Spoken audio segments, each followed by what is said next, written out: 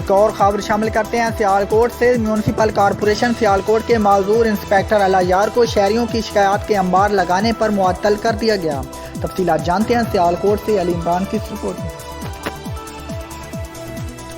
ये बिल्कुल सियालकोट रेडी लगाने वाले शहरियों का कहना है कि म्यूनसिपल कॉरपोरेशन सियालकोट के मुंहजोर इंस्पेक्टर अलायार हमसे बगैर रसीद दिए पैसे वसूल करता था और हमारी रेडी से बगैर पैसे दिए फ्रूट भी ले जाता था, जबकि होटल मालकान भी इस म्यूनसिपल कॉरपोरेशन सियालकोट के मुंहजोर इंस्पेक्टर अलायार से बहुत तंग थे, जो बिना पैसे दिए होटल से खाना मंगवाता रहता था।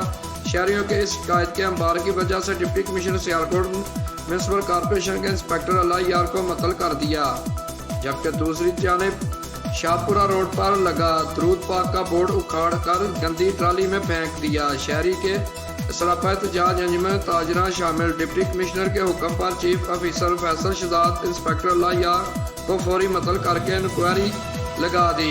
कैमरामैन टीम के साथ नुमाइंदा सिटी 5 न्यूज़ सियालकोट।